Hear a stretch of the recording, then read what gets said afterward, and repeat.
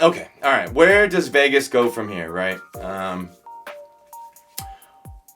So who do we blame this on? Well, there's all these things that we can go over, but clearly some serious changes need to be made. Like, this is 2 years in a row where the same exact thing happens and you're eliminated in the same exact fashion.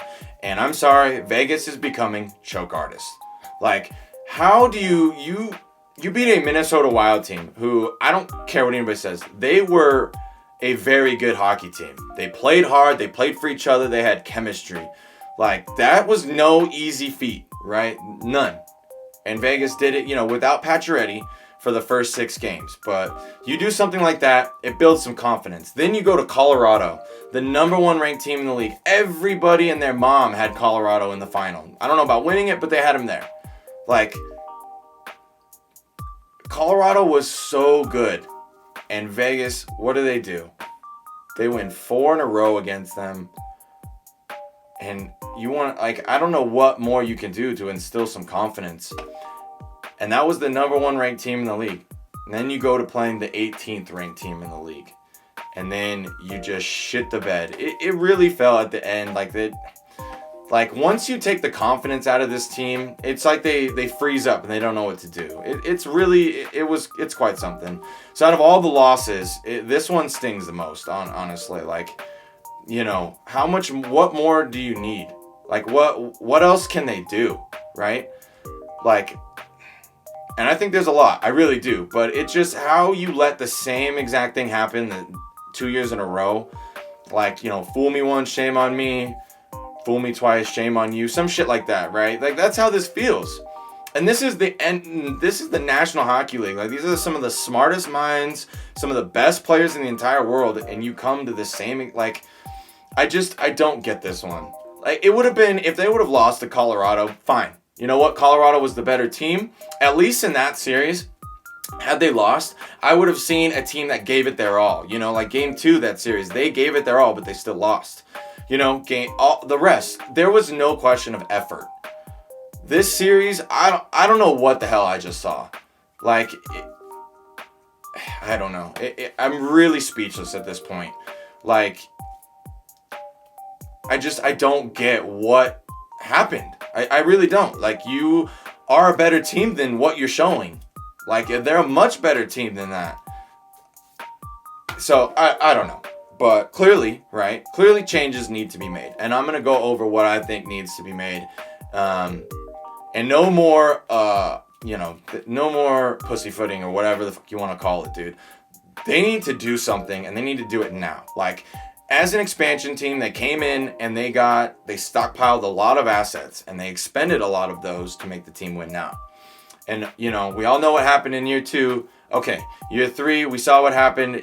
Clearly adjustments need to be made, and that was this year, but the same shit happens. So what did this series expose? It exposed pretty bad coaching in my eyes. Like, if you're the coach of a team and why haven't you learned from the first go around, aka last year against Dallas?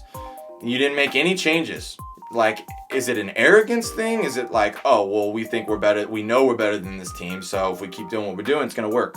No, clearly not. That's just not how it works. Like, you get punched in the mouth.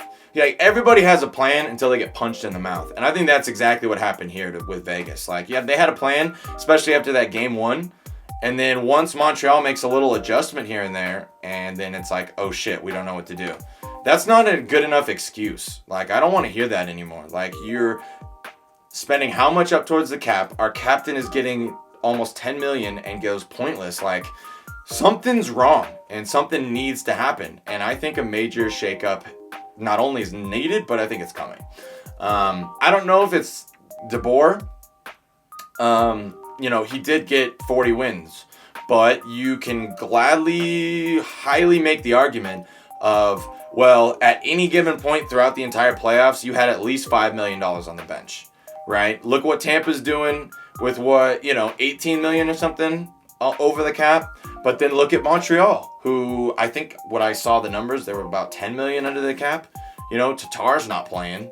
Drouin isn't playing. And look what they're doing. It just figure out something to change what the glaring issue is, and that is not being able to score and the power play being absolute trash. Like, Vegas, as much as they've done, it really hurts as a fan, right?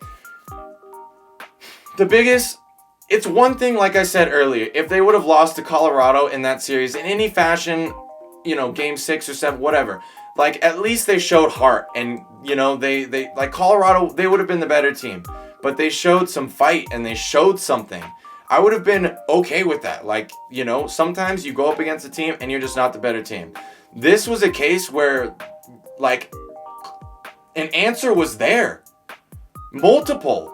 Change your system. Let this kid, your first ever draft pick, number 6 overall, let him get some time. I don't know, something. Do something different. But it just felt that they didn't. Like, the definition of insanity is keep doing the same shit over and expecting a different result. Like, that's kind of what they did here. And so it's extremely frustrating. And so the biggest thing about a fan of a team that is going for it and wants to win now is a couple of things, right? So first, you mortgage a lot of the future, and that bit us in the ass more than anything this series. And seeing that future we traded away come back and have more points than any of our players in the entire series, right? And then B, it's hard, it's very difficult to, be going for it all and then always coming up short. And it's not coming up short as in you were just, like, I think everybody can say that Vegas was a better team than Dallas last year and Montreal this year, but they still lose. Like, and then it's in the fashion, right? Well, this year you beat Colorado, an unbelievable team. You get our hopes up so high only to shit on them like this. Like, you know what I mean? It's not just, you can't question what they did or their system. No, you're left questioning almost everything at this point. Versus, I think Colorado, right? As them, like, as their fans, they're probably just feeling, you know what? We gave it a lot, and you cannot say that they didn't try. Like, Colorado gave it their all, right? But they weren't the better team. At least in this series, right? It's a lot more easy of a pill to swallow than, beating a team like that and then totally shitting the bed and leaving everything questioned. It stings. It really does, because this core, it's a lot older than Colorado's. You know what I mean? Mark Stone is getting, Pacioretty's in his 30s, Petrangelo's in his 30s, right? Like, and it's not like they have all these young guns coming up. Like, yeah, Peyton Krebs, who knows what would have happened with him had he not gotten his jaw broken in, a couple games before the postseason ended. Who knows? Is he the difference maker? I don't know. And he's, a center. Like, who knows? But what they did this year and how far they got only to come up this kind of short is, it really stings, and it sucks. And as a fan, they're just choke artists, dude.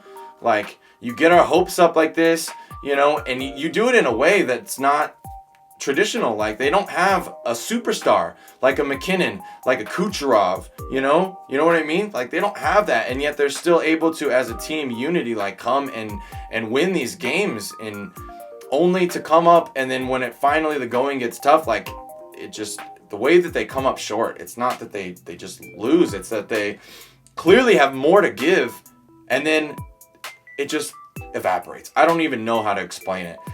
It's just a team that when they lose their confidence or they can't, the going gets tough.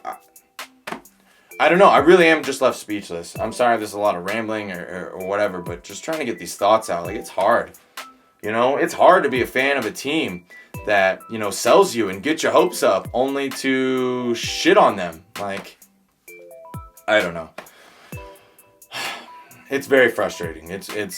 It hurts, like, you beat a Minnesota team that you had never won in regulation in their building.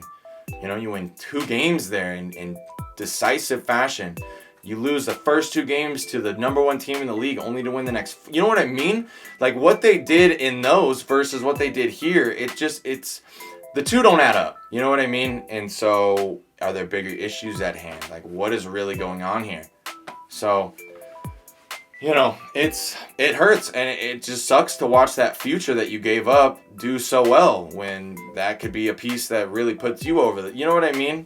And I'm not saying I don't like Pat. Like, I'm the biggest Pacioretty fan. Like, he was the only one of the top 6 forwards besides Riley Smith that actually got a goal, you know? Like, can't put the blame on him, but it just this one stings more than any of the others, right? So let's talk about what changes I think are going to come.